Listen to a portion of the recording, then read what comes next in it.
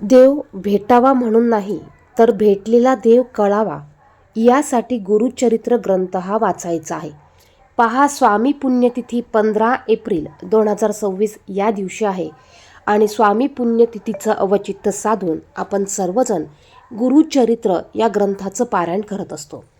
आता आपल्या जवळच्या प्रत्येक केंद्रामध्ये गुरुचरित्र पारायण सप्ताह हा भरला जातो.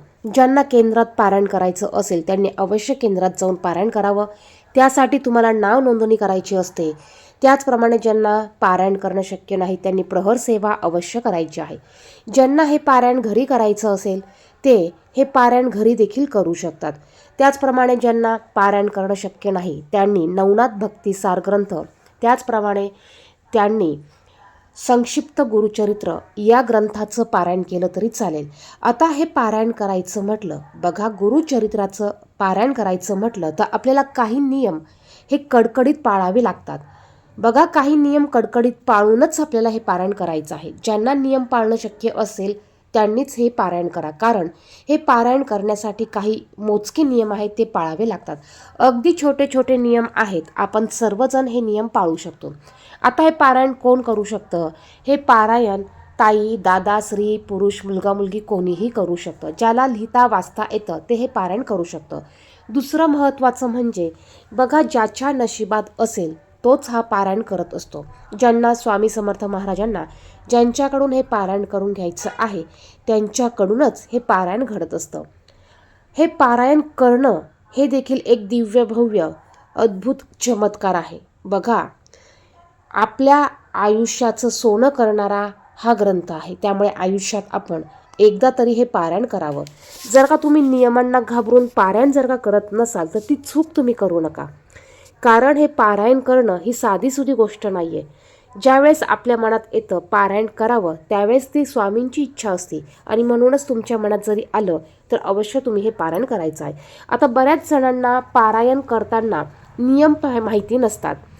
बघा, यात ब्रह्मचर्याचं पालन करायचं आहे, परान्न खायचं नाही, आपल्याला गादीवर झोपायचं नाही, जमिनीवर झोपायचं आहे.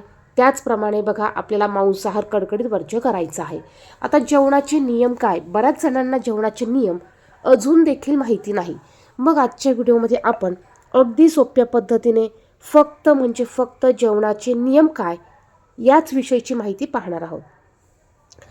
सर्वात महत्त्वाचं म्हणजे पारायण दरम्यान उपवास असल्यास आपण शिंगाडा पीठ, बटाटे, रताळे, राजगिरा खाऊ शकतो. आता साबुदाण्याची खिचडी जर का तुम्हाला खायची असेल तर तुम्ही ती अवश्य खाऊ शकतात. यामध्ये शेंगदाणे तुम्ही घालू शकतात. त्यानंतर आपण जेवणामध्ये जी मसाले घालतो यामध्ये आपण हळद, लाल मिरची, जिरे याचा वापर करू शकतो. म्हणजेच काय, आपल्याला अति तिखट मसाल्याचे पदार्थ, गरम मसाले याचा वापर अजिबात करायचा नाही. फळभाज्यांमध्ये तुम्ही बघा, बटाटा, टोमॅटो, फ्लावर, कोबी, गिलके, वांगे, ढोबळी मिरची, हिरवी मिरची, भेंडी, तोंडली, गाजर, सुरण, रताळे, वाल इत्यादी भाज्या तुम्ही खाऊ शकतात. आता यामध्ये बघा, वांगी खाल्ली जात नाही, शक्यतो वांगी आणि गवार ही खाल्ली जात नाही. त्याचप्रमाणे कांदा, लसूण अजिबात खायचा नाही, कारण तो मांसाहार म्हणजे तामसिक पदार्थांमध्ये तो येतो, त्यामुळे तो खायचा नाही. त्याचप्रमाणे भाज्यांमध्ये शेपूची भाजी खात नाही, कारण याने ढेकूर येते, त्यामुळे शेपूची भाजी खाल्ली जात नाही. त्यानंतर तुम्ही दही, ताक, कढी खाऊ शकतात. द्विदल धान्य तसेच शेंगदाणे, डाळी, कडधान्य आपल्याला खायचं नाही. आता शेंगदाणे खायचे जरी नसले ती भाज्यांमध्ये आपल्याला शेंगदाण्याचं कूट वापरायचं नाही. तुम्ही उपवासाच्या खिचडीमध्ये शेंगदाणे वापरू शकतात. त्याचप्रमाणे तेल कोणते खावे? तुम्ही तेलामध्ये सूर्यफुलाचं तेल, करडईचं तेल वापरू शकतात. आपल्याला शेंगदाणा तेल वापरायचं नाही, म्हणजे जे पचायला जड असतात त्या गोष्टी, तो आहार आपल्याला घ्यायचा नाही. पारायण करताना एकच धान्य खावे, म्हणजेच काय, गव्हाची चपाती, पुऱ्या, गव्हाच्या कुरड्या व त्याची भाजी, गव्हाच्या शेवया, मैदा नसलेला तुम्ही खाऊ शकतात.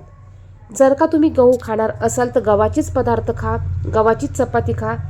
बाजरी खाणार असाल तर बाजरीचे पदार्थ, बाजरीची भाकरी खाऊ शकतात.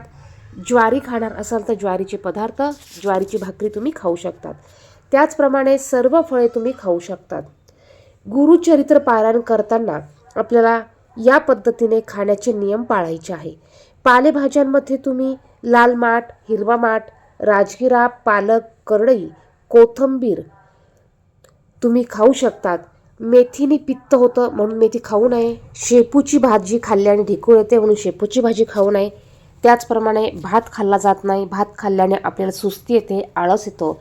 त्यामुळे फक्त आणि फक्त 7च दिवस आपल्याला हे नियम पाळायचे आहे. जो पारायण करणार आहे त्यालाच नियम पाळायचे आहे. बाकीच्या घरातल्यांनी भात, डाळी-साळी, कांदा लसूण तुम्ही खाऊ शकतात. बघा, जर का आपण एखादी इच्छापूर्तीसाठी आपण जर का एवढे नियम पाळून हे पारायण करत असाल तर एवढे खाण्याचे नियम आपल्याला हे पाळता आलेच पाहिजे आणि आपण ते पाळू देखील शकतो. त्यामुळे हे नियम पाळून आपण पारायण करायचं.